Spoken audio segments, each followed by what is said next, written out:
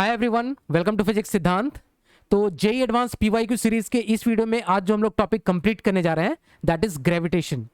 तो जैसा कि इस सीरीज के बाकी वीडियोस में हम लोग करते आए हैं, ठीक उसी तरह से इस वीडियो में भी हम लोग 2012 से लेके 2021 तक में जो भी ग्रेविटेशन के ऊपर क्वेश्चन पूछे गए हैं जेई एडवांस में, वो सारे के सारे क्वेश्चन हम लोग यहाँ पे कवर करेंगे। तो ग्रेविटेशन के ऊपर इस साल मतलब 2012 से लेके 2021 तक में टोटल 10 क्वेश्चंस पूछे गए थे। तो सारे 10 के 10 क्वेश्चन हम लोग यहाँ पे डिस्कस करने वाले हैं। तो अगर तुमने अभी तक हमारा जो प्लेलिस्ट है JEE advance PYQ chapter wise वो अभी तक चेक नहीं किया है, तो मैं रिकमेंड करूंगा कि वो जरूर चेक करो। काफ़ी मेहनत लगी है उसमें, मैंने सारे क्वेश्चंस एटलीस्ट 2012 से लेके 2021 तक तो सब सारे के सारे टॉपिक्स से उसमें मैंने कंप्लीट कर रखे हैं। ठीक है, तो वहां से वो चीज चेक कर सकते हो। इसके अलावा मेरा ये प्लान है, मैं कर रहा हूं कि जो पहले ओल्ड वाले जो क्वेश्चंस थे, ओल्ड जेई के जो क्वेश्चंस थे, आईआईटी जेई के उस टाइम के जो क्वेश्चंस थे, वो क्वेश्चन भी उसमें मैं धीरे धीरे वो प्लेलिस्ट में अपडेट करता जाऊंगा। ठीक है, तो ये चैनल ये पर्टिकुलर प्लेलिस्ट वो मैं रिकमेंड करूंगा कि वो तुम कहीं भी बुकमार्क करके रख लो या कुछ भी करके रख लो। ये प्लेलिस्ट जो है वो एक्सेस करो और जो भी उसमें वीडियोस है उसको पूरा अच्छे तरीके से यूटिलाइज करने की कोशिश करो। ठीक है, और इसके लिए मैंने क्या किया है, उसका जो लिंक है वो प्लेलिस्ट का लिंक वो मैंने डिस्क्रिप्शन में भी डाल के रखा है। तो आराम से उस पर डिस्क्रिप्शन में उस लिंक पे क्लिक करो और एंजॉय करो। ठीक है, और चैनल के जो प्लेलिस्ट है वहाँ पर जाके उसको प्लेलिस्ट में भी जाके उसको एक्सेस कर सकते हो। ठीक है ना, चैनल में और भी बाकी प्लेलिस्ट है तो बाकी प्लेलिस्ट भी देख सकते हो। पर्टिकुलर ये प्लेलिस्ट मैंने डिस्क्रिप्शन में भी डाल के रखा है। तो खैर हम लोग अपने वीडियो स्टार्ट करते हैं। तो सबसे पहले जो हमारे पास में क्वेश्चन है, ये क्वेश्चन पूछा गया था जेई एडवांस 2021 में। क्वेश्चन में बोला गया है the distance between two stars of mass 3 ms and 6 ms। तो दो स्टार्स है हमारे पास में, एक का मास है 3 ms और दूसरे का मास है 6 ms और दोनों के बीच का डिस्टेंस है 9r। तो इन दोनों के बीच का distance is 9r। Here r is the mean distance between the centres of earth and the sun, है ना। तो हम लोग एक अर्थ और सन का सिस्टम बना लेते हैं। एक सपोज मेरे पास में अर्थ है, इस तरह से अर्थ है और ये सन है, और इन दोनों के बीच का जो मीन डिस्टेंस है इसको r बोला गया है ना। और उसके रेस्पेक्ट में 9r यहां पर डिफाइन किया हुआ है दो स्टार्स के बीच का डिस्टेंस। ठीक है, here r is the mean distance between centre of earth and sun and ms is mass of the sun, और मास ऑफ द सन को रिप्रेजेंट किया गया है ms से, और उसके रेस्पेक्ट में इसका मास है 3 ms और दूसरे का मास है 6 ms। The two stars orbit around there common centre of mass in circular orbits. तो ये हमने पढ़ रखा है कि दो मास है और दोनों मतलब अगर दोनों के पे एक्सटर्नल कोई भी हमारे पास में कोई फील्ड नहीं है तो उन दोनों की वजह से अगर हम लोगों को कंसिडर करना है तो वो अपने कॉमन सेंटर ऑफ मास के अबाउट वो सर्कुलर मोशन परफॉर्म करते हैं। ठीक है, अगर नहीं भी पता है तो यहां पर दिया हुआ है ना। ये अपने जो सेंटर ऑफ मास है, इन दोनों का जो सेंटर ऑफ मास है, सपोज कहीं पे यहां पर है ना, सपोज कहीं यहां पर है, तो इस सेंटर ऑफ मास के अबाउट ये दोनों स्टार्स सर्कुलर ऑर्बिट परफॉर्म कर रहे हैं, है ना। और उनका जो टाइम पीरियड है दैट इज nt। इसका जो टाइम पीरियड है वो कितना है nt, where t is the period of earth revolution around the sun. तो अर्थ रिवोल्यूशन कर रहा है सन के अबाउट, उसका जो टाइम पीरियड है दैट इज t। तो nt है इस स्टार सिस्टम का। तो यहां पर n की वैल्यू क्या है ये पूछा गया है। ठीक है, तो हम लोग t कैसे निकालेंगे। सपोज हम लोग को सबसे पहले सन और अर्थ के लिए t निकालना पड़ेगा, फिर हम लोग उसको कंपेयर करेंगे जो स्टार वाला जो सिस्टम दिया हुआ है। अब ये t कैसे निकालें, तो t हमें पता है कि अर्थ जो है वो सन के अराउंड चक्कर काट रही होगी इस तरह से सर्कुलर ऑर्बिट में। तो सर्कुलर ऑर्बिट का जो टोटल पाथ होगा वो 2 पाई इंटू r होगा, r मीन डिस्टेंस है, तो डिवाइडेड बाई जिस वेलोसिटी से, जिस स्पीड से चक्कर काट रहा होगा v। ठीक है, this is the time period. और v हम लोग कैसे निकालें, v के लिए हमारे पास सिंपल हमें पता है कि जो अर्थ है, अर्थ पे एक ही फोर्स लग रहा है इस तरफ जो सेंटर की तरफ, सन के सेंटर, अर्थ और सन के सेंटर के अलोंग इस तरह से ग्रेविटेशनल फोर्स एक लग रहा है ना। और ये जो ग्रेविटेशनल फोर्स है यही इसको सेंट्रीपिटल फोर्स प्रोवाइड कर रहा होगा अर्थ को, that is mass of earth into v square divided by r radius के ऑर्बिट पे ये चक्कर काट रहा है mv square. This is the force, gravitational force जो कि इसको सेंट्रीपिटल फोर्स प्रोवाइड कर रहा है। और ये ग्रेविटेशनल फोर्स किसके बराबर हो गया, मास ऑफ अर्थ को मैंने m लिखा हुआ है, g into mass of sun into mass of earth divided by r square. This is the net gravitational force that is equal to mass of earth into v square divided by r. तो यहां से हमें v निकल के आ जाएगा, है ना, मास of अर्थ यहां से कैंसिल आउट हो जाएगा और जो v की वैल्यू आ जाएगी that is root over g m s divided by r. This is the velocity, this is the speed. अब इस स्पीड को हम लोग डाल देंगे इस वाले टेंशन, इस वाले सॉरी टी को मैं टेंशन बोल रहा हूं यार, क्या हो रहा है, ये टाइम पीरियड में, है ना, इस टाइम पीरियड में। तो ये जो टाइम पीरियड है this will become 2 pi r divided by v की जगह रूट ओवर नीचे वाला जी एम एस और ऊपर आर रूट आर ले जाएंगे तो आर रेज टू पावर 3/2, है ना। ये इसकी टाइम पीरियड निकल गई। अब हम लोग जरा उसकी टाइम पीरियड निकालते हैं स्टार सिस्टम की और दोनों को फिर कंपेयर करते हैं। ओके, अब स्टार सिस्टम है, सबसे पहले तो हमने इसका सेंटर ऑफ मास कहां पर लोकेटेड है वो देख लेते हैं। तो हम लोग क्या करेंगे, अपना इसको अपना रेफरेंस हम लोग यहाँ पॉइंट चूज करते हैं, इसको अपना ओरिजिन चूज करते हुए और इस डायरेक्शन में हम लोग सपोज एक्स एक्सिस ले लेते हैं, है ना, एक्स एक्सिस ले लेते हैं। तो ओरिजिन से ये जो ओरिजिन हमने जो सेंटर चूज किया हुआ है 3ms वाला का जो सेंटर है उसको हम लोगों ने ओरिजिन चूज किया है, तो हम लोग क्या लिख सकते हैं m1x1 plus m2x2 divided by m1 plus m2। तो सेंटर ऑफ मास, तो सेंटर ऑफ मास जो होगा वो x सेंटर मास, अगर हमने x इधर मान लिया तो that will be equal to 3ms, तो जीरो डिस्टेंस पे ओरिजिन पे ही रखा हुआ है, 6ms 9r दूरी पे रखा हुआ है, यहां से 9r डिस्टेंस पे, divided by net mass that is 6fs plus 3ms that is 9ms। अब यहां से समझ में आता है this is 6ms into 9r ऊपर में है divided by 9ms, ms 9 cancel out हो गया और ये 6r दूरी हमारे पास में आ गई। तो यहां से जो सेंटर की, यहां से सेंटर ऑफ मास की जो दूरी है दैट इज 6r। अब बहुत ध्यान से समझना कहां पे बच्चे गलती कर देते हैं, है ना। हम लोग अब क्या लिखेंगे, अभी हमें भी जो टाइम पीरियड निकालने के लिए mv square upon r equals to net gravitational force equals to mv square upon r। अब इसमें हम लोग 3ms को भी चूज करो या फिर 6ms, किसी एक को चूज कर लो, है ना। जैसे उसमें हमने अर्थ को चूज किया था, अर्थ घूम रही है सन के अराउंड, यहां पर किसी को भी चूज कर सकते हो 6ms वाले को, क्योंकि दोनों किसके अबाउट मोशन कर रहे हैं, किसके अबाउट सर्कुलर मोशन परफॉर्म कर रहे हैं, about centre of mass, about centre of mass के अबाउट, है ना। तो नेट हम लोग सपोज 3ms चूज कर लिया, 3ms पे जो फोर्स लग रहा है वो ग्रेविटेशनल फोर्स इस तरह से लग रही होगी अंदर की तरफ, तो net gravitational force that is equal to जो भी सेंट्रीपिटल फोर्स है, सेंट्रीपिटल फोर्स कितने के बराबर है, देखो ध्यान दो, 3ms मास के लिए हम लोग देख रहे हैं ना, तो mv स्क्वायर अपॉन r लिखते हैं, तो m हो जाएगा 3ms के लिए हम लोग mv स्क्वायर अपॉन r लिख रहे हैं ना, तो m 3ms 6ms के लिए भी कर सकते हो, तो 3ms के लिए हम लोग कर रहे हैं 3ms m into v square को v मान लिया मैंने, डिवाइडेड बाई r क्या है यहां पर, किस रेडियस पे ये सर्कुलर मोशन परफॉर्म कर रहा है, ये 6r, क्योंकि सेंटर के अराउंड ये कर रहा है, सेंटर ऑफ मास के अराउंड कर रहा होगा ये 3ms वाला, कुछ इस तरह से, है ना, कुछ इस तरह से। तो इसकी रेडियस कितनी हो गई 6r, mv square upon r में जो हम लोग r लिखेंगे वो 6r लिखेंगे, और दैट इज इक्वल टू जो ग्रेविटेशनल फोर्स कितना है g इंटू m1 मतलब एक 3ms वाला मास हो गया, दूसरा मास कौन सा हो गया 6ms वाला मास हो गया। अब यहां पर जो हम लोग g into m1 into m2 by r square लिखते हैं, r स्क्वायर क्या होगा, ये 9r हो गया, क्योंकि दोनों के बीच का डिस्टेंस है हम लोग, ग्रेविटेशनल फोर्स तो 9r square g m1 m2 by r square, ठीक है। तो यहां पर ये गलती मत करना, यहां पर 6r मत लिख देना या फिर यहां पर 9r मत लिख देना, ये चीज गड़बड़ हो सकती है। बस अब फटाफट काटपीट कर लो, 3ms से 3ms उड़ा दो, तो यहां से v स्क्वायर की जो वैल्यू आ जाएगी, v square that is equal to g into 6 36, इधर से एक r कैंसिल आउट हो जाएगा, ms तो रह जाएगा ऊपर, डिवाइडेड बाई 9 81 इंटू r, एक r तो इसके साथ कैंसिल आउट हो जाएगा, है ना, एक r इसके साथ कैंसिल आउट हो जाएगा, तो इतनी वैल्यू आ गई। तो v की जो वैल्यू आ गई that is equal to root over g into ms और divided by r, g ms divided by r तो आ गया 6/9, यहां से ये वैल्यू आ गई। तो ये तो हमारे पास में वेलोसिटी की वैल्यू आ गई। अब हम लोग टाइम पीरियड कैसे लिखते हैं, टाइम पीरियड हम लोग लिखते हैं 2πr डिवाइडेड बाई वेलोसिटी।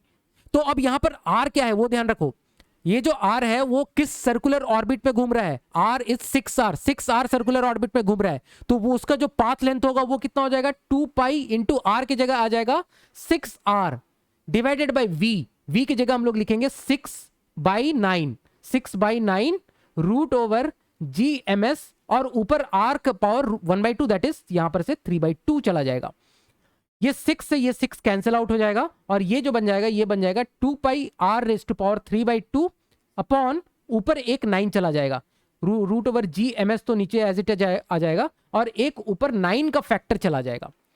ठीक है, तो यहां से एक चीज देखो, हमने जो डिराइव कर रखा था इसके लिए, जो सन और अर्थ सिस्टम के लिए, वो इतना आ गया। तो ये जो पार्ट है ना, this is basically, this is T, जो यहां पर डिराइव कर रखा था। तो यहां पर हम लोग देख सकते हैं कि ये जो एन टी बोल रहा है ना, दिस इज टी, तो जो एन की वैल्यू आ गई वो ये वाली एन की वैल्यू आ गई। सो हम लोग बोल सकते हैं एन की वैल्यू यहां से 9 आ जाती है, तो the value of n will be 9। तो इस तरह से इस क्वेश्चन को हम लोग सॉल्व कर सकते हैं। अब जो हमारे पास में नेक्स्ट क्वेश्चन है, ये क्वेश्चन पूछा गया था जेईई एडवांस 2019 में। क्वेश्चन में बोला गया है, consider a spherical gaseous cloud of mass density rho r in free space where r is the radial distance from its centre. तो इस तरह से मेरे पास में एक स्फेरिकल गैसियस क्लाउड है और इसकी जो डेंसिटी है, मास डेंसिटी, वो as a function of r vary करती है ना। मतलब मैं अगर आर डिस्टेंस अगर कंसिडर करूं, आर डिस्टेंस यहां से कंसिडर करूं, तो यहां की जो डेंसिटी होगी वो rho as a function of r हम लोग लिख रहे हैं। The gaseous cloud is made of particles of equal mass moving in circular orbits about their common centre, है ना। तो यहां पर ये बहुत पार्टिकल से बना हुआ है ना, बहुत सारे पार्टिकल्स यहां पर। तो हर एक का जो मास है वो इक्वल मास है और उसका मास जो दिया हुआ है वो m दिया हुआ है, यहां पर इक्वल मास m है ना, सबका मास है दैट इज m। तो हम लोग एक पार्टिकल कंसीडर करेंगे, यहां पर बहुत सारे ऐसे पार्टिकल्स है ना, बहुत सारे ऐसे पार्टिकल है। सपोज आर रेडियस वाला एक पार्टिकल कंसीडर करते हैं, यहां पर एक पार्टिकल होगा, तो ये पार्टिकल यहां से जो इसका सेंटर है ना, सेंटर सपोज हम लोग C बोल देते हैं, सेंटर C के अबाउट इस तरह से ऑर्बिट कर रहा है। उसी तरह से जितने भी पार्टिकल्स हैं, जहां तहां भी पार्टिकल्स हैं, वो हर एक पार्टिकल्स सेंटर C के अबाउट सर्कुलर मोशन में है ना, सर्कुलर ऑर्बिट्स में है। तो हम लोग आर डिस्टेंस पे, एक जनरल आर डिस्टेंस पे एक ही पार्टिकल, ऐसे बहुत सारे पार्टिकल्स हैं, है ना, क्योंकि क्लाउड है, बहुत सारे पार्टिकल्स हैं, हर एक पार्टिकल का जो मास है that is m, small m, और वो सेंटर के अबाउट सर्कुलर ऑर्बिट में इस तरह से घूम रहे हैं, ठीक है। और उनकी जो काइनेटिक एनर्जी है दैट इज k। अगर ये इंफॉर्मेशन दी हुई है तो हम लोग क्या बोल सकते हैं, हाफ mv², है ना। सपोज ये एक मैं मास कंसीडर करूं तो half mv² equals to k, हर एक पार्टिकल के पास जो ये काइनेटिक एनर्जी है, ठीक है। तो ये यहां से मैं बोल सकता हूं कि mv² अगर बोले दैट इज 2k, ये रिजल्ट हम लोग यूज करेंगे, है ना। Half mv² equals to k, तो mv² इक्वल्स टू 2k, इसमें कोई परेशानी नहीं है। The force acting on the particles is there mutual gravitation force. तो ग्रेविटेशन फोर्स की वजह से जो भी इसको सेंट्रीपिटल फोर्स मिल रहा है और ये घूम रहा है ना।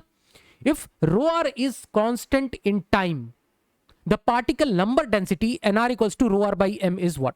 ठीक है, अभी एक चीज ध्यान देखो, अगर तुमने स्नेल्स थ्योरम पढ़ा होगा, इसमें स्नेल्स थ्योरम अगर तुमने पढ़ा है तो उसमें क्या देखते हैं कि जो भी मास इसके अंदर है, अगर हम लोग आर रेडियस का, अगर हम लोगों ने इस तरह से एक आर रेडियस का स्फीयर कंसिडर किया है ना, स्मॉल आर रेडियस का, तो अगर यहां पर सपोज आर रेडियस में एक पार्टिकल है ना, तो ये अगर स्फेरिकल सिमेट्री है, इसमें अगर स्फेरिकल शेल सिमेट्री है, तो हम लोग बोलेंगे कि जो भी इसमें फोर्सेस लग रहे होंगे, है ना, इस पार्टिकल जो मास m है, इसमें जो फोर्सेस लग रहे होंगे, ये सिर्फ अंदर वाले जो पार्टिकल्स है ना, अंदर जो पार्टिकल्स हैं उनकी वजह से ये लग रहे होंगे, क्योंकि इसमें स्फेरिकल शेल सिमेट्री लग रही है ना। तो जो अंदर वाले पार्टिकल्स, अंदर वाले जो मास हैं, उनकी वजह से ही इसमें इस स्मॉल m वाले पार्टिकल में फोर्स लग रहा है। स्फेरिकल इसलिए क्योंकि सेंटर के अबाउट, सेंटर C के अबाउट ये सारे मास जो है वो यूनिफॉर्मली डिस्ट्रीब्यूटेड है, तो सिर्फ अंदर वाले जो मास होंगे, है ना, अगर आर रेडियस में अगर हम लोग एक मास कंसीडर कर रहे हैं, ये मास कंसीडर कर रहे हैं, तो अंदर आर रेडियस वाले जो मास हैं उनकी वजह से ही इस स्मॉल m पे फोर्स लग रहा होगा, है ना। बाहर वाले जो मास हैं, इस स्मॉल आर रेडियस से बाहर वाले जो मास है, उसकी वजह से आर रेडियस वाले मास पे फोर्स नहीं लग रहा होगा, उसकी वजह से क्या होगा, बाहर वाले जो भी हैं, आर रेडियस के बाहर वाले जो भी हैं, उनकी वजह से इस पार्टिकल पे जो नेट फोर्स होगा वो 0 होगा। ठीक है, तो ये हम लोग पढ़ते हैं, हम लोग ये चीज तो इलेक्ट्रोस्टैटिक्स में भी तुम गॉस थ्योरम के टर्म्स में पढ़ते हो, और यहां पर भी हम लोग जो शेल्स थ्योरम पढ़ते हैं उसमें ये देखते हैं कि स्फेरिकल सिमेट्री है ना, तो उसकी वजह से क्या होगा, सारे मासेस जो यहां आर रेडियस के बाहर वाले जो भी मासेस हैं, उनकी वजह से जो उस पर नेट फोर्स होगा m मास पे, वो 0 हो जाएगा। ठीक है, इतनी बात समझ में आती है। तो हमें जो मतलब है वो सिर्फ अंदर वाली जो आर रेडियस वाली, जो अंदर वाली जो भी इसके अंदर मासेस हैं, उससे मतलब है। ठीक है, तो हम लोग एक मान लेते हैं इसके अंदर टोटल जो मास है वो कैपिटल एम मास है ना, टोटल अंदर कैपिटल एम मास है, करेक्ट। अब इसकी वजह से इस स्मॉल एम मास पे, और हम लोग ऐसा मान सकते हैं कि क्योंकि स्फेरिकल सिमेट्री है तो ये सारे के सारे मास मेरे सेंटर पे कॉन्सेंट्रेटेड है, ये भी शेल थ्योरम में पड़ा हुआ है ना, शेल थ्योरम में, तो सारे के सारे मास सेंटर में इस पे लोकेटेड है। तो इस केस में हम लोग क्या बोलेंगे, इस पे जो नेट फोर्स लग रहा होगा इस एम मास पे, वो कितना लग रहा होगा, G इंटू M1 M2। तो एक जो टोटल मास M है वो सेंटर पे लोकेटेड है, ऐसा हम लोग मान सकते हैं, है ना, अंदर वाला जो भी मास है G into M1 into M2 किस मास पे लग रहा है, स्मॉल m मास पे, divided by small r square. तो इतना फोर्स लग रहा है इसके ऊपर, और यही फोर्स इसको सेंट्रीपिटल फोर्स प्रोवाइड कर रहा है ना, that is m into v square divided by r। तो यहां तक बात क्लियर हो गई होगी। तो यहां से हम लोग बोल सकते हैं ये, इसको हम लोग कैंसिल आउट कर सकते हैं, और ये मास भी कैंसिल आउट हो जाएगा। अच्छा, ये मास को कैंसिल आउट मत करो, है ना, यहां से हम लोग जो रिजल्ट यूज किया ना, ये पहला जो इक्वेशन है ना, एम बी स्क्वायर को हम लोग 2k काइनेटिक एनर्जी के टर्म्स में लिख देते हैं, तो ये हो गया g m m divided by r, that is m v square can be written as 2k, ठीक है, ओके। अब हम लोग क्या करते हैं, आर को उधर ले जाओ, ये आर को तो हम लोग इधर ले जा सकते हैं, ये आर यहां है, तो यहां से अगर हम लोग इसका डेरिवेटिव लें तो g m into d m हम लोग लिख सकते हैं, क्योंकि जी कांस्टेंट है, स्मॉल एम भी कांस्टेंट है, तो डी एम के टर्म्स में हम लोग लिख रहे हैं, that is equal to 2k into d r, है ना, डिफरेंशियल फॉर्म इसको हम लोगों ने लिख दिया सिंपली। अब इसमें हम लोग क्या करेंगे, जी एम, अब डीएम की वैल्यू क्या होगी, डीएम क्या है, जो आर रेडियस है ना, आर रेडियस पे एक अगर हम लोग यहां पर शेल कंसिडर करें, मैं दूसरा पेन सेलेक्ट कर लेता हूं, आर रेडियस पे मैं अगर एक शेल कंसिडर करूं dr थिकनेस का, है ना, यहां से मैं इस तरफ ले जाना चाह रहा हूं,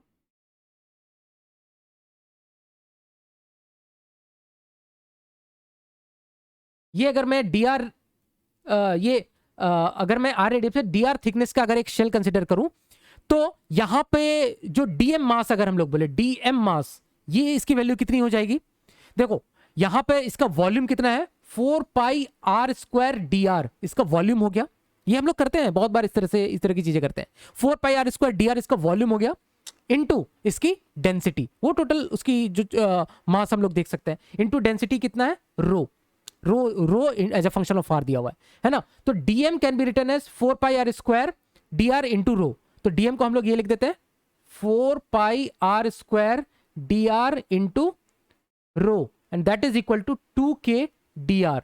तो डी आर से डी आर हम लोग कैंसिल आउट कर सकते हैं, और हमें फाइंड आउट करना है रो आर अपॉन एम, तो रो बाई एम हमें निकालना है, तो रो यहां पर है, तो रो बाई एम ऐसा करते हैं, एम इधर ले लेते हैं और एम स्क्वायर इधर ले लेते हैं, है ना, तो रो बाई एम हमें निकाल देना है, तो बाकी सारे टर्म्स को उधर ले जाओ, बाकी जो बचे हुए जो भी टर्म्स है, ये वाला जो बचा हुआ टर्म्स है उसको उधर ले जाओ, तो rho by m can be written as, ऊपर तो 2k है, divided by 4 pi r square, 4 pi r square G m square, है ना, और ये 2 का एक फैक्टर आ जाएगा, तो यहां से हम लोग बोल सकते हैं कि रो बाई एम की जो वैल्यू आ गई वो आ गई k divided by 2 pi r square, m square को इधर ले आते हैं उसी फॉर्मेट में लिखने के लिए, इंटू जी, तो ये वैल्यू हमारे पास में आ जाती है ना, तो यहां से हम लोग देख सकते हैं जो करेक्ट आंसर दिख रहा है दैट इज डी, तो D is the correct answer for this question.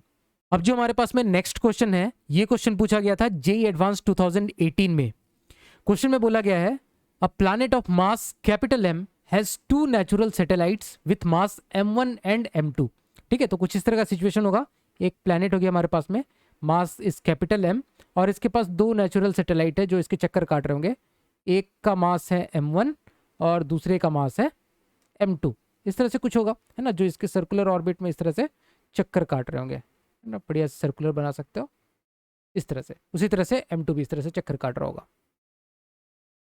The radii of these circular orbits are r1 and r2, तो m1 जो चक्कर काट रहा है वो r1 रेडियस पे चक्कर काट रहा होगा, और m2 उसी तरह से r2 रेडियस पे चक्कर काट रहा होगा सर्कुलर ऑर्बिट पे। Ignore the gravitational force between the satellites, m1 और m2 के बीच में जो भी इंटरेक्शन फोर्स है, ग्रेविटेशनल इंटरेक्शन फोर्स इस केस में, तो उसको हमें यहाँ पे इग्नोर करना है। m1 और m2 आपस में इंटरेक्ट नहीं कर रहे हैं, ग्रेविटेशन फोर्स उनके बीच का जो है वो नेग्लिजिबल हमें कंसिडर करना है, ठीक है। Define v1 l1 k1 t1 को इस तरह से डिफाइन किया गया, क्या क्या, v1 को velocity, orbital speed, l1 angular momentum, k1 is kinetic energy and t1 is time period of revolution of satellite. उसी तरह से ये सैटेलाइट 1 के लिए और सैटेलाइट 2 के लिए v2 सब्सक्रिप्ट के साथ इस तरह से सेम चीज डिफाइन किया गया है। गिवन m1 by m2, ये जो है m1 और m1 by m2 is 2 and r1 by r2 is 1 by 4। अब हमें मैच द कॉलम देखना है ना, कौन सा सही है। तो यहां पर हमारे में list 1 list 2 match the column है। तो एक एक करके देखते हैं। सबसे पहले पूछा गया है p में v1 by v2। तो अभी हमने बहुत बार डिराइव किया इससे पहले वाले क्वेश्चन में भी कि जो वेलोसिटी है v that is basically root over gm divided by r, और सिंपल हम लोग mv² अपॉन r को gm1 m2 बाई r², ऐसा करके ये चीज डिराइव करते हैं। बहुत बार किया, अभी दोनों क्वेश्चन हर क्वेश्चन में ये डिराइव करते हैं, ठीक है। तो ये तो वेलोसिटी है। तो 1 के लिए हम लोग क्या लिखेंगे, 1 के लिए हम लोग लिखेंगे g इंटू जो मास है प्लैनेट का मास, ठीक है, डिवाइडेड बाई r कितना हो गया पहले वाले के लिए, r इज r1 पहले सैटेलाइट के लिए। देखो यहां पर ये मत करना, ये जो मास है this is mass of planet, जो कैपिटल मास m है उसका मास होगा ये, m1 जो भी मास रहेगा वो कैंसिल आउट हो जाएगा, पर m1 मत डालना, ठीक है। तो पहली बात तो ये हो गया v1। उसी तरह से v2 निकालेंगे, that is simply gm by r2, है ना। दोनों का रेशियो लेना हमें, v1 बाई v2 करना है। देखो root G M cancel out हो जाएगा, ये हो जाएगा root over r2 by r1, और r2 बाई r1 का रेशियो कितना हो जाएगा, r1 by r2 is 1 by 4, तो r2 बाई r1 इज 4 और उसका रूट दैट इज 2। तो v1 बाई v2 का रेशियो जो आ गया दैट इज 2। तो पहली बात तो हमें दिख रहा है कि जो p का जो आंसर है दैट इज 3, है ना, p का 3। तो बी ऑप्शन डायरेक्टली सही हो जाता है, बाकी तो सॉल्व करने की जरूरत नहीं है ना। खैर हम लोग बाकी सब करते हैं। एंगुलर मोमेंटम पूछा गया है क्यू में, है ना, L1 बाई L2 ये क्या हो जाता है, ये हो जाएगा mvr, जो होगा m1 into v1 into r1 पहले सैटेलाइट के लिए, दूसरे सैटेलाइट के लिए m2 into v2 into r2, ठीक है। तो इस केस में कितना हो जाएगा, m1 बाई m2 निकालना है, v1 by v2 r1 by r2 सब कुछ पता है। m1 बाई m2 इज 2, है ना। v1 बाई v2 कितना हो जाएगा, v1 बाई v2 हमने अभी निकाला 2 into r1 by r2 is 1 by 4। तो यहां से this comes out to be q का 1, q1, है ना, दैट मीन्स ये हो जाएगा q का 1 आ रहा है, मतलब q का 2 आ रहा है ना, q का 2। देखो ये ऑप्शन मैच किया, ये भी यहाँ से मैच हो रहा है, मतलब b तो पूरी तरह से सही लगता जा रहा है ना। नेक्स्ट में बोला गया है क्या है, हमें निकालना है k1 by k2 kinetic energy, है ना। तो काइनेटिक एनर्जी हम लोग अगले पेज में निकाल देते हैं, सॉरी काइनेटिक एनर्जी हम लोग यहां से ले लेते हैं, अगले पेज में ले लेते हैं।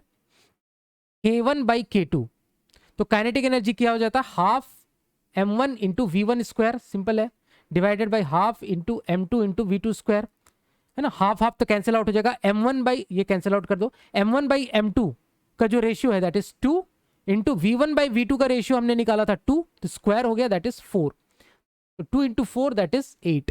सो r का हो गया 8, ठीक है, तो r का 4। और लास्ट में पूछा गया टाइम पीरियड, तो t1 बाई t2, तो टाइम पीरियड क्या हो जाएगा, 2 पाई r1 डिवाइडेड बाई v1 पहले के लिए, दूसरे के लिए 2 पाई r2 डिवाइडेड बाई v2, 2 पाई से 2 पाई कैंसिल आउट हो गया, ये बन गया r1 by r2 into v2 by v1। So r1 by r2 की जो वैल्यू हमने यहाँ दिया हुआ है that is 1 by 4 into v2 by v1 पूछा गया है, v2 by v1। So v1 by v2 is 2, v2 by v1 is 1 by 2, that is 1 by 8। सो इसका हो जाएगा 1 बाई 8, तो ये वाला ऑप्शन मैच करता है। सो यहां से हमें क्लियरली दिख रहा है कि जो करेक्ट आंसर होगा दैट इज बी। अब जो हमारे पास में नेक्स्ट क्वेश्चन है, ये क्वेश्चन पूछा गया था जेईई एडवांस 2017 में। क्वेश्चन में बोला गया है rocket is launched normal to the surface of the earth away from the sun. तो मेरे पास में ये सिस्टम है, ये सन है और ये अर्थ है, और एक रॉकेट को हमें अर्थ के सरफेस से लॉन्च करना है। सपोज ये मेरे पास में एक रॉकेट है m मास का, इसे हमें लॉन्च करना है। और कैसे लॉन्च करना है, along the line joining the sun and the earth. तो सन का सेंटर और अर्थ का सेंटर उस लाइन को ज्वाइन करता हुआ उसी लाइन के अलोंग इस रॉकेट को इस डायरेक्शन में लॉन्च किया जाता है। The sun is 3 into 10⁵ times heavier than the earth. तो मास ऑफ अर्थ को अगर हम लोग एम बोले, ठीक है, तो सन का जो मास होगा that is M S, which is equal to 3 into 10⁵ times of mass of earth. ये हमें दिया हुआ है। And is a distance 2.5 into 10⁴ times larger than the radius of earth. तो रेडियस ऑफ अर्थ को अगर हम लोग आर ई बोले, तो इन दोनों के बीच का जो डिस्टेंस है सन और अर्थ के बीच में, that is 2.5 into 10⁴ times of R E, है ना, ये चीज दिया हुआ है। The escape velocity from earth's gravitational field is this. ठीक है, तो सबसे पहले तो हम लोग ये समझ लेते हैं कि एस्केप वेलोसिटी क्या होता है। तुम लोगों ने ऑलरेडी पढ़ रखा होगा, डिराइव कर रखा होगा। बिल्कुल छोटा सा चीज है जिसको कि हम लोग एनर्जी कंजर्वेशन से डिराइव कर सकते हैं। तो यहां पर पूछा गया है the minimum initial velocity VS required for the rocket to be able to leave the sun earth system. ठीक है, तो सबसे पहले तो हम लोग एस्केप वेलोसिटी को थोड़ा समझने की कोशिश करते हैं। सपोज मैं बोलता हूं कि कोई ऑब्जेक्ट है ना, कोई ऑब्जेक्ट है इस तरह से। सपोज हम लोग ऑब्जेक्ट नहीं, सपोज हमारा अर्थ हम लोग समझ लेते हैं ना, अर्थ है, बड़ा सा कोई ऑब्जेक्ट है अर्थ जैसे सपोज, तो इसकी मास है, mass of earth suppose M E है। अब इससे इसके सरफेस में से किसी चीज को हमको एस्केप कराना है ना। एम मास का कोई ऑब्जेक्ट है, इसको हमें ऐसा फेंकना है कि एस्केप हो जाए।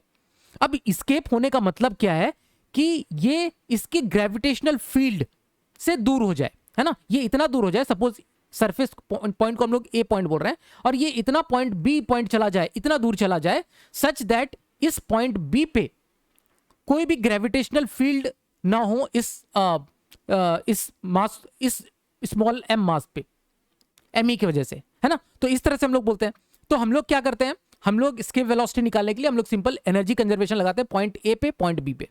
सपोज इसकी रेडियस है, रेडियस ऑफ अर्थ आ रही है, सपोज हमने अर्थ ही चूज कर लिया है, तो हम लोग क्या बोलेंगे, ए पॉइंट पे जो एनर्जी होगी वो पोटेंशियल एनर्जी पहले लिखते हैं। तो पोटेंशियल एनर्जी कितनी होगी, G into mass of earth into mass of जिसको हमको फेंकना है, डिवाइडेड बाई आर ई। अभी क्योंकि इन दोनों के बीच का सेपरेशन इज आर ई, तो इस तरह से हम लोग लिख लेंगे।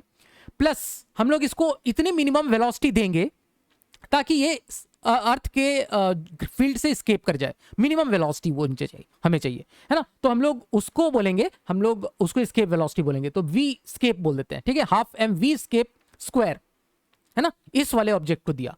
फाइनली जाके क्या हो रहा है, फाइनली जाके बी पॉइंट पे, क्योंकि ग्रेविटेशनल फील्ड वहां पर हमने नेग्लिजिबल माना है, उस पॉइंट पर पहुंचने के बाद उसको एस्केप करा दिया है फील्ड से, तो वहां पर जो पोटेंशियल एनर्जी होगी, ग्रेविटेशनल पोटेंशियल, वो जीरो हो जाएगी।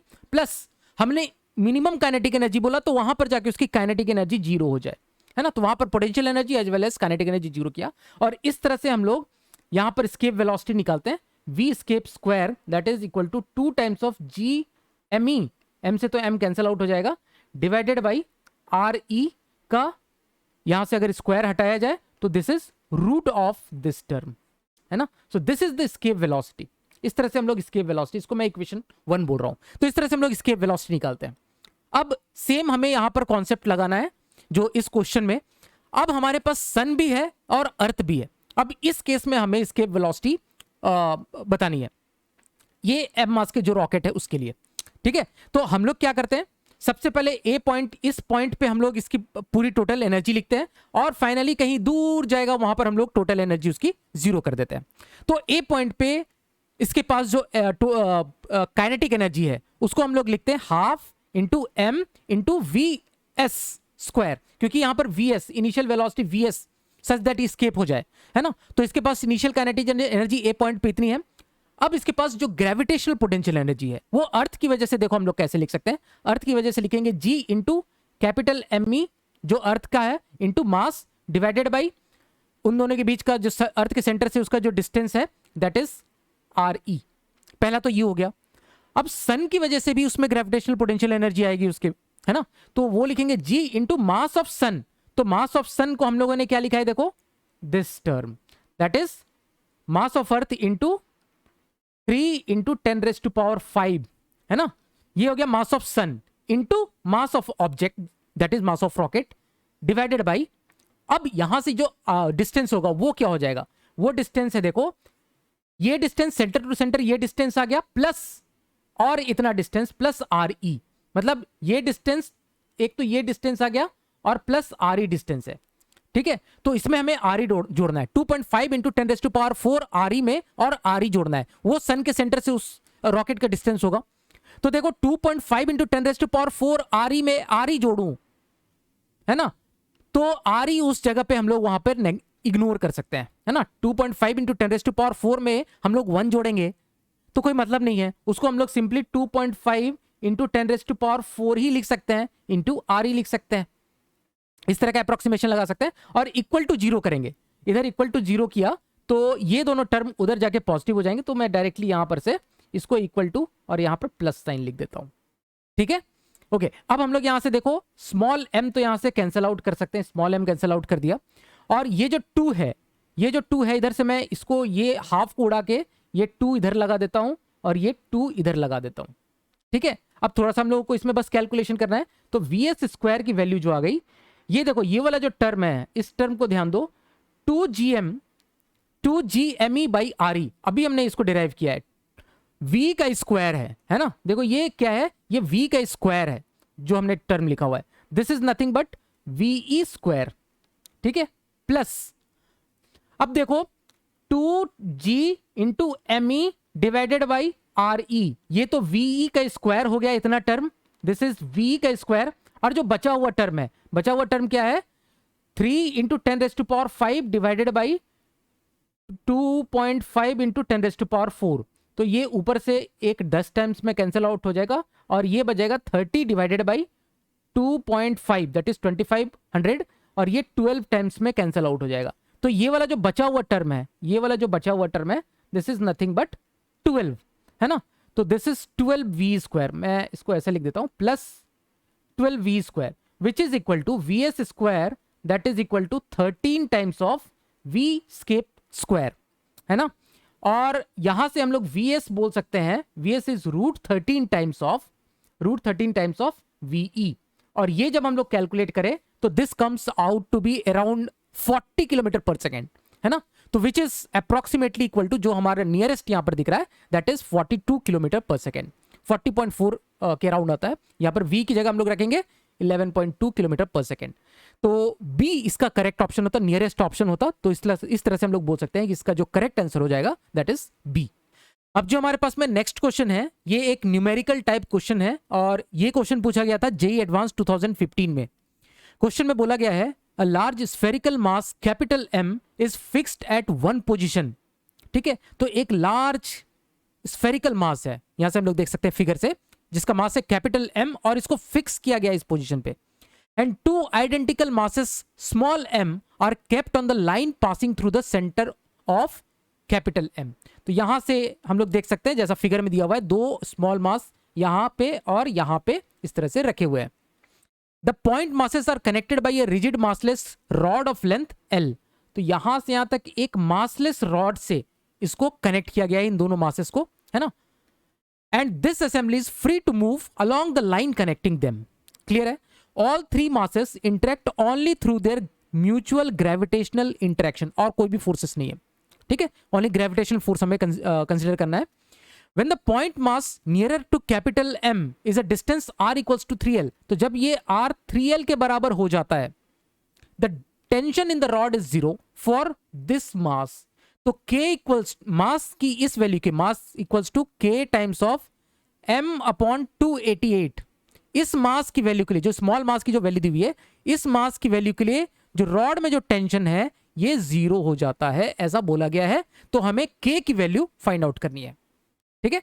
तो कुछ भी नहीं है इसमें, क्वेश्चन में कुछ भी नहीं है। अगर हमें इस रॉड में टेंशन को 0 करना है, दैट मीन्स हम लोग यहां से बोल सकते हैं कि ये जो 2 मासेस रखे हुए हैं, इन दोनों मासेस पे सेम डायरेक्शन में सेम फोर्स लगना चाहिए, ठीक है, सेम डायरेक्शन में सेम फोर्स अगर लग जाए तो इस पे नेट फोर्स जो टेंशन है, टेंशन फोर्स होगा इस रॉड पे, वो 0 हो जाएगा। दोनों फोर्स सेम डायरेक्शन में अगर हो जाए, ये जो फोर्स लग रहे हैं और इस मास पे जो फोर्स लग रहे हैं, दोनों फोर्स सेम लगने लगे, सेम डायरेक्शन में लगे, सेम मैग्नीट्यूड के फोर्स लगे, तो इसमें जो नेट टेंशन फोर्स है वो 0 हो जाएगा, ठीक है।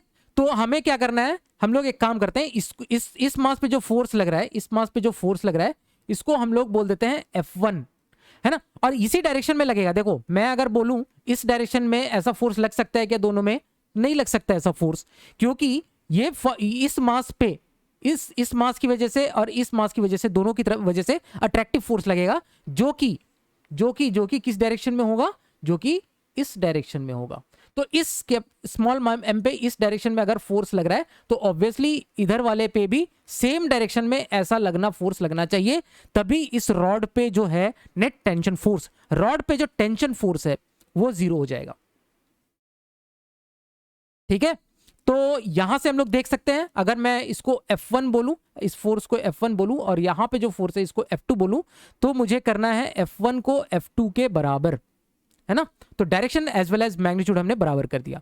तो F1 में देखते हैं इस स्मॉल m मास में कौन कौन से फोर्स, कैपिटल M की वजह से कितना लग रहा होगा, कैपिटल M की वजह से इस पे लग रहा होगा GMM divided by R square, that is 3L square.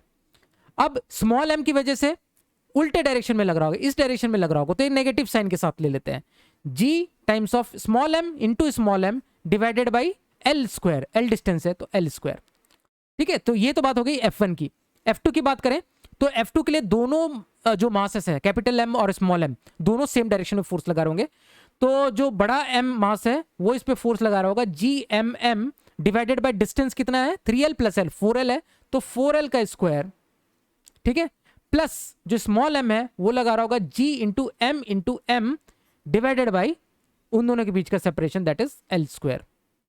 अब देखो L स्क्वायर और L स्क्वायर और L स्क्वायर सब जगह से कैंसिल आउट हो जाएगा, स्मॉल m कैंसिल आउट हो गया, G कैंसिल आउट हो गया, है ना। तो अब यहां से जो टर्म बचे वो कितना बचा, ये बचा capital M by 9 minus small m divided by 1 small m, simple, that is equal to capital M divided by 4 और ये कितना टर्म आ गया, ये plus small m divided by 1। तो इसको हम लोग एक काम करते हैं, इस वाले जो माइनस m है उसको लेके इसको 2m कर देते हैं और m बाई 4 को इधर ले जाते हैं, माइनस m बाई 4 कर देते हैं, है ना। तो इस तरह से हम लोग लिख सकते हैं इसको, 2m इधर लिख देता हूं मैं। अच्छा, इसको सिंप्लीफाई करें तो 36 इसका एलसीएम आ जाएगा और ये टर्म कितना आ जाएगा 36, ये वाला टर्म 3 3 जा 9, 4 4 जा 16 आएगा ना, ये वाला जो टर्म आएगा दिस इज 16, ये 4 का स्क्वायर है ना, सो दिस इज 16, ये टर्म 16 आ जाएगा, 4 square, sorry this is 4 square ना, तो यहाँ 16 आ जाएगा। तो ये वाला जो टर्म आएगा ये 9 इंटू ये जो टर्म आएगा 16 आ जाएगा और ऊपर वाला 16 minus 9 that is 7m that is equal to 2 into small m। तो हमें स्मॉल m निकालना है ना, तो स्मॉल m की वैल्यू हम लोग यहाँ से देख सकते हैं, मैं यहाँ लिख देता हूँ, स्मॉल m की जो वैल्यू निकल के आ रही है that is 7 capital M divided by 9 into 6 into 2, ये 288 आ जाता है ना। सो स्मॉल m की वैल्यू यहाँ से ये आ जाती है और हम लोग देख सकते हैं यहाँ से k की वैल्यू हम लोग सेग्रीगेट आउट कर सकते हैं, तो k की वैल्यू आ जाती है यहाँ से 7, तो k की जो वैल्यू आ गई दैट इज 7, इसका करेक्ट आंसर हो जाएगा। अब जो हमारे पास में नेक्स्ट क्वेश्चन है, ये क्वेश्चन पूछा गया था जेईई एडवांस 2015 में, एक न्यूमेरिकल टाइप क्वेश्चन है। इसमें बोला गया है a bullet is fired vertically upwards with velocity v from the surface of a spherical planet. तो ये हमारे पास में एक स्फेरिकल प्लैनेट है, सपोज मास m और कैपिटल R की, और इसके सरफेस से एक बुलेट फायर की जाती है, स्मॉल m मास की एक बुलेट हम लोग एज्यूम कर लेते हैं। When it reaches its maximum height, it's acceleration due to planets gravity is 1/4 of its value eight the surface. तो ऐसा बोला जा रहा है, इसको हम लोगों ने v वेलोसिटी से ऊपर लॉन्च किया है, फायर किया है, और इस जगह पे सरफेस पे, सपोज सरफेस पे पॉइंट ए बोलता हूं, तो यहां पर जो एक्सेलरेशन ड्यू टू ग्रेविटी है अगर सपोज g है, तो ये जो मैक्सिमम हाइट जहां पर पहुंचा, यहां पर जो एक्सेलरेशन ड्यू टू ग्रेविटी है वो 1/4 वैल्यू हो जाती है, ठीक है। दैट मीन्स ये जब बी पॉइंट पे पहुंच जाता है, मैक्सिमम हाइट बोल रहा है, तो इस पॉइंट पे इसकी वेलोसिटी उस समय जाके 0 हो जाएगी, है ना, वेलोसिटी 0 हो जाएगी इस पॉइंट पे। ओके, सो अभी इसमें नेक्स्ट पूछा गया है if the escape velocity from the planet is v escape equals to v root n। तो सबसे पहले तो हमें ये v, जो v बोला गया ना कि कितनी वेलोसिटी से यहां से फेंका जाए कि ये सारी कंडीशन मैच करे, तो हमें v निकालनी है, और उसके बाद हमें ये भी पता होना चाहिए कि ये h हाइट कितनी है जहां पर इसकी जो ग्रेविटी है वो g/4 हो जाए। तो एक्सेलरेशन ड्यू टू ग्रेविटी हमने देखा था, सपोज हम लोग h distance from the surface लेते हैं, तो हमने बहुत बार ये सब तो हम लोग क्लास में डिराइव करते हैं ना, gm बाई हम लोग बोलते हैं r प्लस h का होल स्क्वायर, है ना। ठीक है, अगर r रेडियस का ये प्लैनेट है तो h हाइट पे जो इसकी एक्सेलरेशन ड्यू टू ग्रेविटी हो जाएगी वो gm by r plus h का होल स्क्वायर होगी h हाइट पे।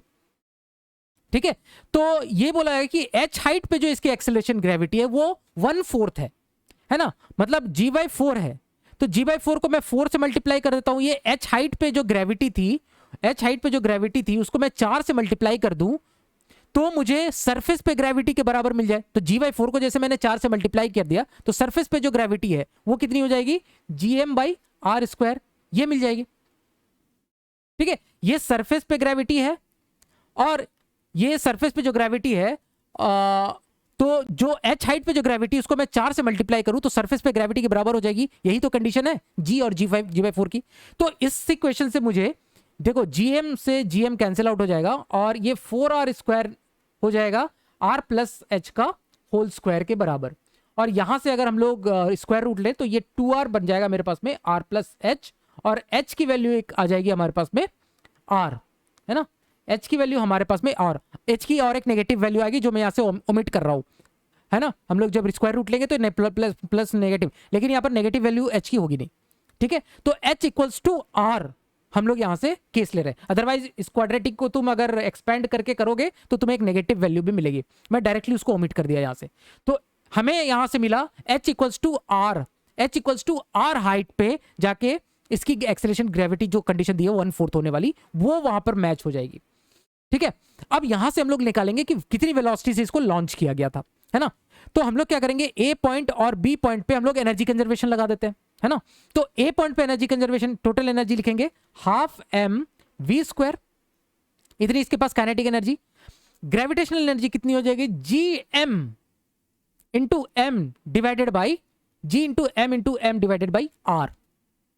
ठीक है, ये बात समझ में आती है।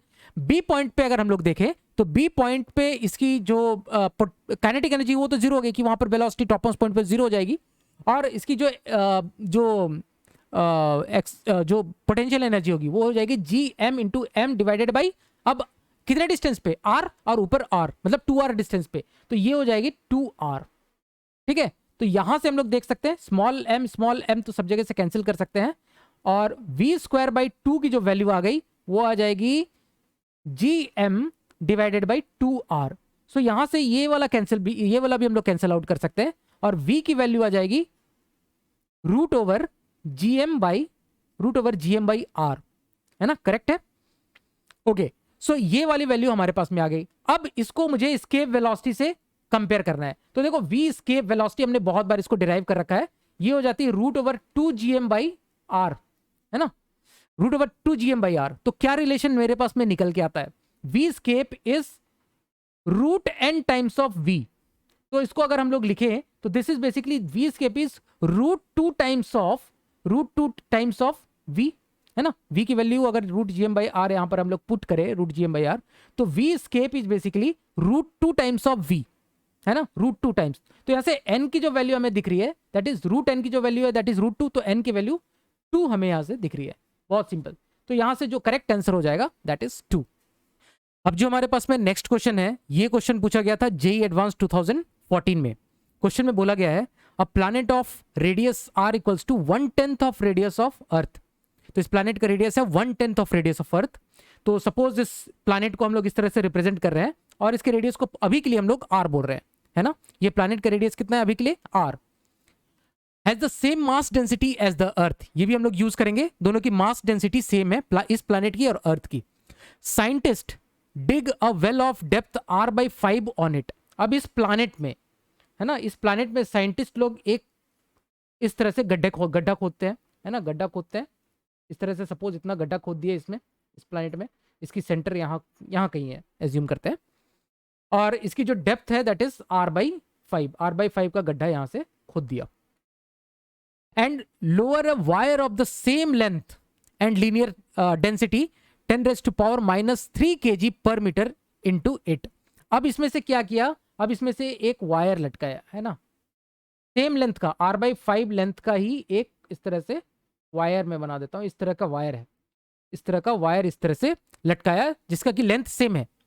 और ये if the wire is not touching anywhere, ये वायर कहीं भी टच नहीं कर रहा है, किसी भी गड्ढे में किसी भी पॉइंट पे कुछ भी टच नहीं कर रहा है, मतलब नॉर्मल का टेंशन खत्म है ना। नॉर्मल का टेंशन मतलब ये वाला सर वाला टेंशन, मतलब नॉर्मल का टेंशन में लेने की जरूरत नहीं है, कहीं भी टच वच नहीं हो रहा है ये। और इसकी जो डेंसिटी दी हुई है, linear mass density, that is 10⁻³ इसकी जो लेमडा अगर हम लोग बोल दे, lambda of this wire is 10⁻³ kg/मीटर। ठीक है। If the wire is not touching anywhere the force applied at the top of the wire by a person, मतलब इस वायर को यहां पर लटका के रखने के लिए यहां पर से एक पर्सन जो है यहां पर से एक फोर्स लगा रहा है ना, इसको होल्ड करके रखा है, ऊपर की तरफ खींच के रखा है, क्योंकि जो अर्थ है इसकी तरफ नीचे की तरफ एक ग्रेविटेशनल पुल लगाने की कोशिश करेगी mg के बराबर। अब वो ये बात है कि इसकी जो g है वो अलग अलग पॉइंट पे वेरी करेगी। ठीक है। तो wire by place holding all it, तो फोर्स अप्लाइड हमें बताना है, ये जो फोर्स है ये कितना फोर्स अप्लाई करके रख रहा है इसको होल्ड करने के लिए। तो हमें पता है कि इस पे जो फोर्स लग रहा है वो नीचे की तरफ mg लग रहा होगा, है ना। लेकिन ये m क्या है, ये g क्या है, क्योंकि हर पॉइंट पे जो ये g की वैल्यू है ना वो हर पॉइंट पे, वायर के हर पॉइंट में चेंज हो रही है।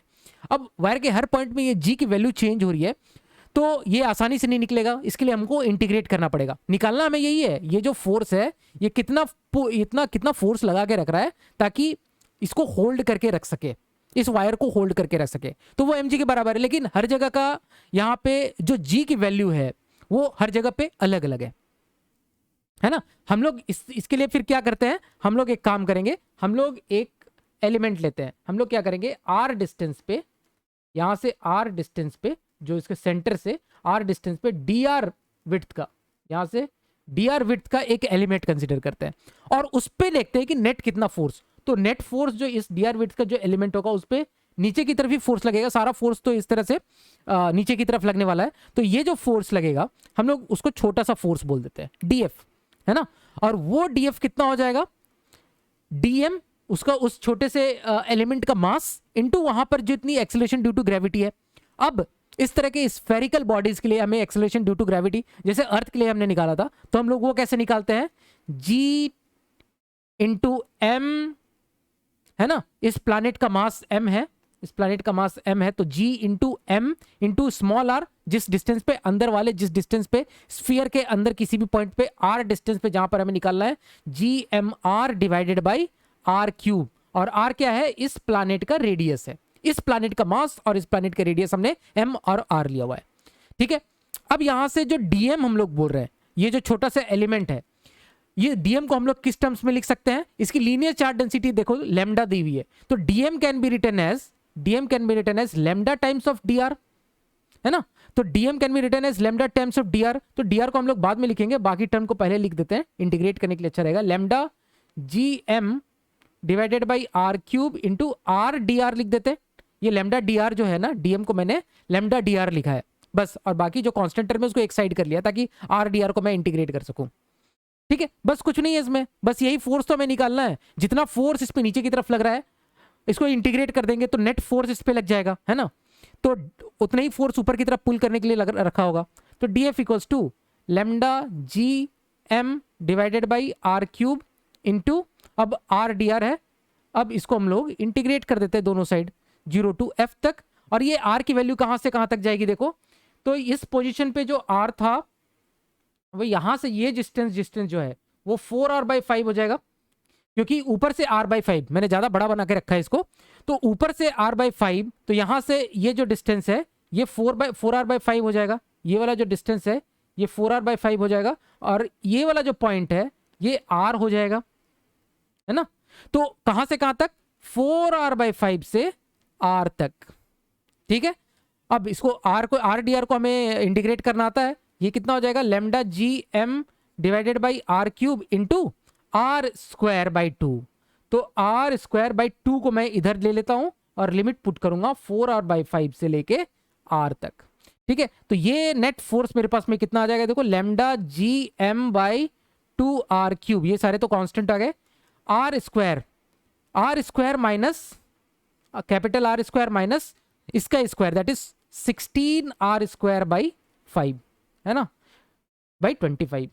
ठीक है, तो ये कितना हो गया, lambda G M by 2r³ into 16, 25 minus 16 9 हो गया, 9r² और डिवाइडेड बाई 25 आ गया ये। तो ये r² से एक यहाँ 2r कट गए और ये हो गया फोर्स जो आया that is lambda G M divided by 50r।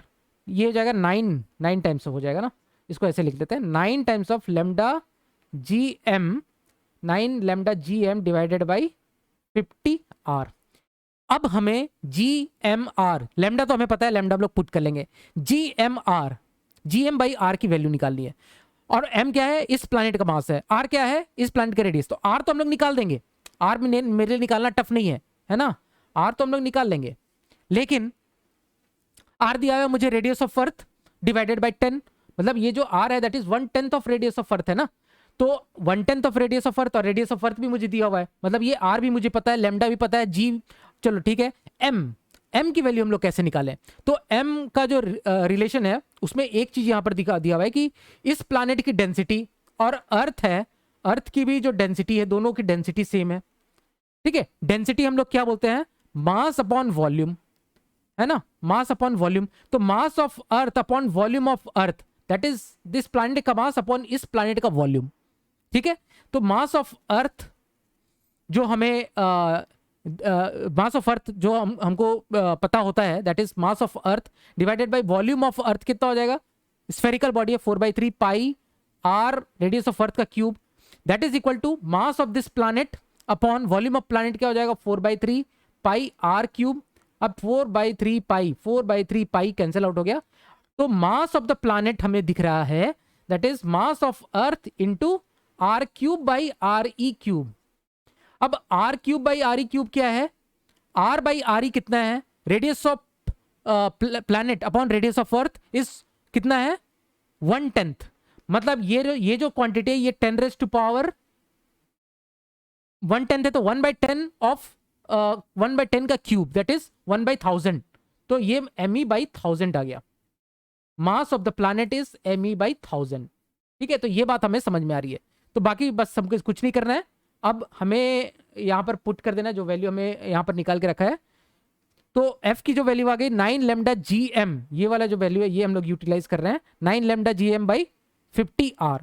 तो फोर्स की जो वैल्यू आ गई 9 lambda G M divided by 50r।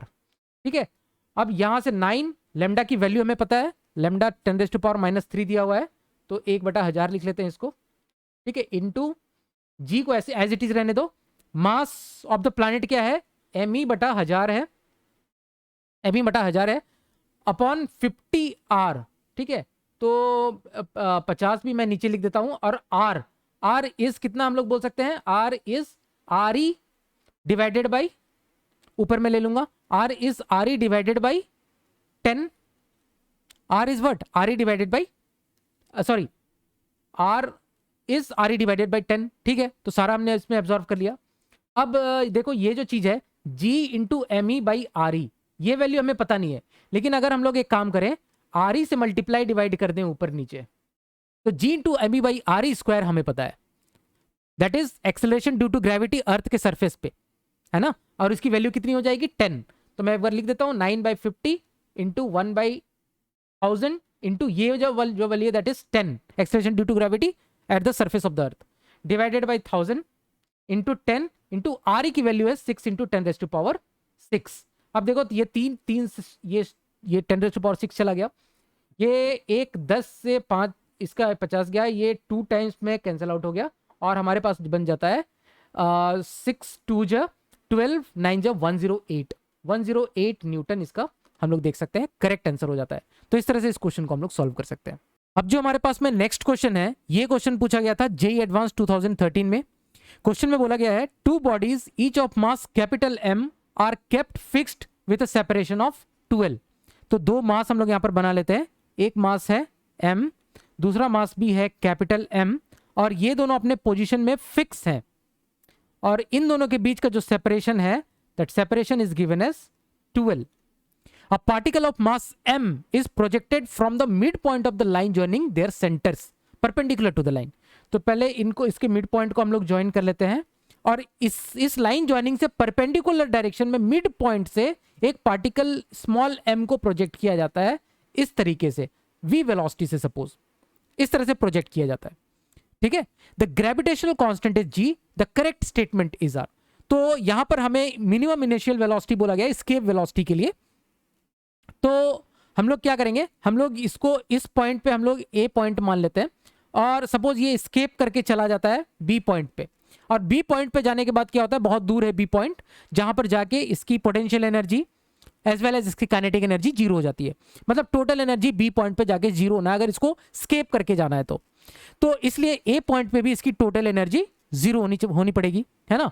तो हम लोग बोल देते हैं कि जो total energy at point a, तो उसमें हम लोग क्या लिख सकते हैं, potential energy plus kinetic energy, और वो फाइनल जो बी पॉइंट पे जीरो है इसलिए नेट जीरो होना पड़ेगा ए पॉइंट पे भी। तो ए पॉइंट पे इन दोनों की पोटेंशियल प्लस काइनेटिक एनर्जी इसकी जीरो होगी।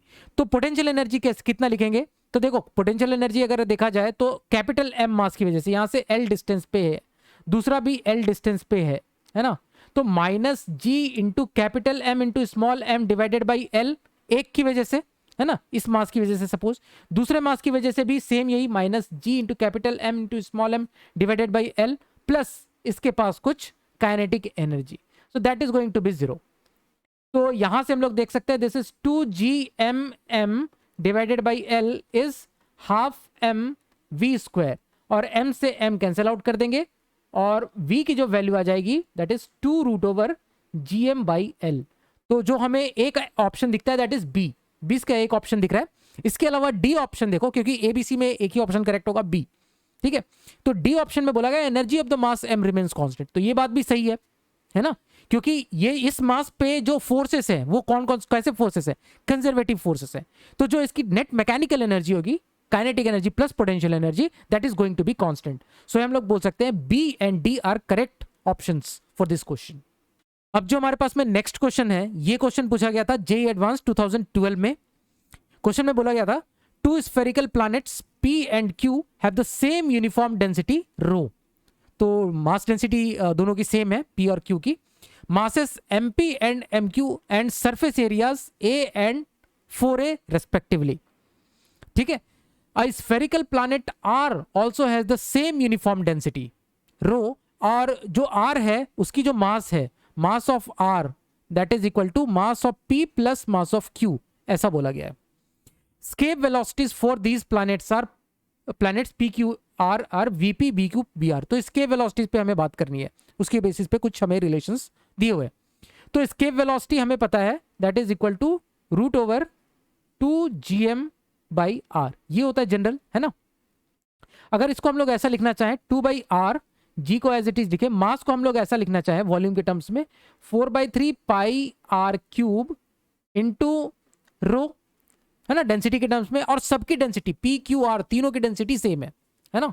तो जिसकी अगर डेंसिटी सबकी सेम है तो जिसकी मास ज्यादा उसकी सरफेस एरिया ज्यादा, तो ऑब्वियसली हम लोग बोल सकते हैं कि यहां से देखो मास ऑफ पी और क्यू में मास ऑफ क्यू ऑब्वियसली ज्यादा होगा क्योंकि इसकी सरफेस एरिया सेम है और डेंसिटी सब सेम है, ठीक है। खैर यहां पे हम लोग देखते हैं, तो इस फॉर्मेट में अगर हम लोग लिखें इसको, तो जनरल में लिख रहा हूं किसी भी प्लैनेट के लिए, इसके वेलोसिटी इस तरह से हम लोग लिख सकते हैं, ठीक है, डेंसिटी के टर्म्स में। और यहां पर देखो 4 पाई आर स्क्वायर, अगर स्फेरिकल अगर हम लोग ले रहे हैं, स्फेरिकल प्लैनेट्स है, तो 4 पाई आर स्क्वायर इसका सरफेस एरिया के बराबर हो जाएगा, है ना। सरफेस एरिया को ए से मैं रिप्रेजेंट कर रहा हूं, तो 4 पाई आर स्क्वायर, यहां से एक आर से मैं एक काम करता हूं, आर स्क्वायर ये ऐसा कैंसिल आउट कर सकता हूं, तो ये बन गया 2g/3 ऐसा लिख देता हूं। 4 पाई आर स्क्वायर को मैं रो को इधर लिख देता हूं, 4 पाई आर स्क्वायर को मैं एरिया जो उसके सरफेस एरिया वो लिखता हूं। तो ये मेरे पास में escape वेलोसिटी है, ठीक है, किसी भी प्लैनेट के लिए इस तरह से हम लोग escape वेलोसिटी। तो यार देख सकते हैं 2g/3 और रो तीनों प्लैनेट के लिए सेम है, तो जिसका सरफेस एरिया ज्यादा उसकी स्पेस escape वेलोसिटी ज्यादा, तो escape वेलोसिटी बेसिकली प्रोपोर्शनल आ गया मेरे पास में सरफेस एरिया के, अगर सबकी डेंसिटी सेम है तो, है ना, सबकी डेंसिटी सेम है तो ऑब्वियसली हमको दिख रहा है, देखो PQR है ना, PQR इसमें से सबसे ज्यादा सरफेस एरिया पी और क्यू में, तो सरफेस एरिया क्यू की ज्यादा है ना। पी और क्यू में देखा जाए तो सरफेस एरिया क्यू की ज्यादा है, तो ऑब्वियसली वी क्यू जो होगी वो ग्रेटर देन होगी वीपी के। अब आर की बात करें तो आर जो है, आर का जो मास है that is sum of P और क्यू का मास, और डेंसिटी सब सेम है। तो मैंने बोला जिसका मास ज्यादा, डेंसिटी अगर सेम है तो मास ज्यादा तो सरफेस एरिया ज्यादा है ना, क्योंकि उसका रेडियस भी ज्यादा होगा। डेंसिटी सबकी सेम है, पी क्यू आर सबकी डेंसिटी सेम है, तो जिसका मास ज्यादा, अब देखो इसमें आर का मास सबसे ज्यादा तो उसकी रेडियस ज्यादा होगी और सरफेस एरिया भी ज्यादा होगी, है ना। तो आर जो है उसकी सबसे ज्यादा सरफेस एरिया होगी, तो वी आर वी क्यू और वीपी से भी बड़ा होगा। तो ये रिलेशन होल्ड करेगा, जो escape velocity directly proportional to surface root over surface area हम लोग देखा, तो उसके हिसाब से ये रिलेशन इसमें होल्ड करेगा। तो एक ऑप्शन तो हमारे पास में बी आ जाता है। अब जो दूसरा ऑप्शन है वीपी बाई वी क्यू, तो वीपी बाई वी क्यू का रेशियो जो होगा that is basically surface area of P divided by surface area of Q. अब सरफेस एरिया ऑफ पी क्या है, वो ए दिया हुआ है, वो ए डाल दो, divided by surface area of Q is 4a, ठीक है। तो यहां से हम लोग देख सकते हैं this is nothing but 1/2। So BP by we Q की वैल्यू आ जाती है 1/2। तो एक ऑप्शन डी ऑप्शन हो जाता है। तो बी और डी यहां से हम लोग देख सकते हैं कि करेक्ट ऑप्शन हो जाता है। तो इस तरह से इस क्वेश्चन को हम लोग सॉल्व कर सकते हैं। तो होप तुम लोग को अच्छे तरीके से सब कुछ, सारे क्वेश्चन अच्छे तरीके से समझ में आए होंगे। फिर भी कुछ डाउट रह जाता है तो कमेंट सेक्शन में लिखना, मैं उसका रिप्लाई करूंगा, या फिर हमारा टेलीग्राम ग्रुप भी ज्वाइन कर सकते हो, जिसका कि लिंक मैं डिस्क्रिप्शन में डाल दूंगा, वहां पर क्लिक करके हमारा टेलीग्राम ग्रुप ज्वाइन कर सकते हो। और अगर वीडियो पसंद आता है तो वीडियो को लाइक जरूर करना, चैनल पे नए आए हो तो चैनल को सब्सक्राइब भी कर लेना। और इसी तरह हम लोग नए नए वीडियोस लेते आएंगे, और जो भी हमारा जी एडवांस्ड का PYQ है ये भी हम लोग साथ में कंप्लीट करेंगे हमारे अदर प्लेलिस्ट्स के अलावा। तो जो भी प्लेलिस्ट्स हैं वो भी मैं, जो अलग अलग प्लेलिस्ट है वो भी मैं, कुछ जो इंपॉर्टेंट प्लेलिस्ट मैं अभी जिस पे काम कर रहा हूँ वो मैं चैनल के इस पर्टिकुलर वीडियो के डिस्क्रिप्शन में उस सारे की लिंक डाल दूंगा, तो वहां से भी एक्सेस कर सकते हो, या फिर हमारा जो चैनल का प्लेलिस्ट है वहां से जाके सारे प्लेलिस्ट भी एक्सेस कर सकते हो। तो चलो यार, इसी नोट पे हम लोग इस वीडियो को एंड करते हैं, मिलते हैं हम लोग नेक्स्ट वीडियो में, तब तक के लिए थैंक यू सो मच।